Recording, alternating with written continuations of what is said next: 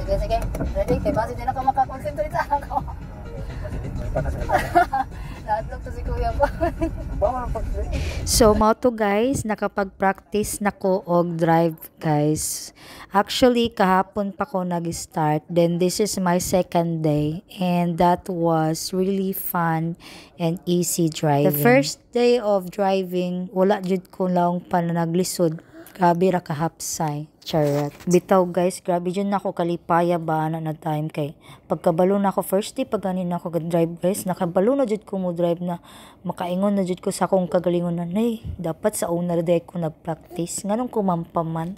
So mao to, kabalo na jud ko mo drive, di na ko mahadlok. Charot. So mao to, pagkaman sa pag-driving within 2 hours, diri na pud ko sa tindahan guys, naga-check ko diri guys kay nagpapintura ko sa among tindahan, sa among munting tindahan ni Mother Sang. Diba? Tingnan nyo guys yung view.